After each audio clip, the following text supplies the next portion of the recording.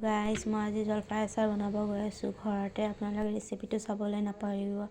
জলফাইটো ধুই দিছোঁ। এতিয়া বইল কৰি ল'ম। পানী গৰম বহাই দিছোঁ, হালধি নিমখ দি বইল কৰি ল'ম।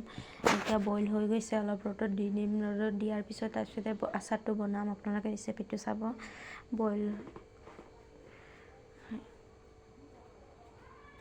এতিয়া হৈ গৈছে, আপোনাৰ শুকাই গৈছে। এতিয়া আপোনাৰ মছলাটো যোগাৰ কৰিম। পাঁচফোৰণ দি দিছোঁ, জিৰা, সৰিয়হ, আজৱাইন, ধনিয়া, পাঁচফোৰণ আৰু শুকান জলকীয়া দি এইবোৰ ফ্ৰাই কৰি ল'ম। আকৌ এতিয়া মছলাটো ফ্ৰাই হৈ গৈছে। এতিয়া বিস্কিট গুড়া কৰি ল'ম। আপোনাৰ গুড়া হৈ গ'ল। এতিয়া কাঢ়াইটো বহাই দিম। তাতে তেল অলপ দি দিম আৰু শুকান জলকীয়া কেইটামান দি দিম। শুকান জলকীয়া দিয়াৰ পিছত আপোনাৰ জলফাইটো তাতে ঢালি দিম। জলফাইটো ঢালাৰ পিছত আপোনাৰ তেলটো যেতিয়া জলফাইৰ ভিতৰত সোমাই যাব, তেতিয়া আপোনাৰ মছলাটো ঢালি দিম। মছলাটোত আপোনাৰ যিখিনি মছলা ফ্ৰাই কৰিছোঁ সেইবোৰ পিচিছোঁ, সেইটো মছলাটো ঢালি দিম আৰু হালধি নিমখ অলপ মিডিয়ামত দি দিম। তাতে দিয়াৰ পিছত ফ্ৰাই হৈ গ'লে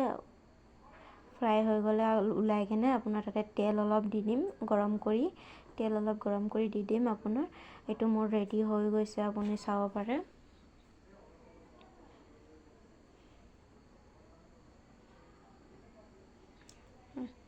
কিমান টেষ্টি লাগি আছে চাই কিনে, খাওঁ খাওঁ লাগিছে। আপোনালোকে কমেণ্টত জনাব কেনেকুৱা লাগিছে আচাৰটো।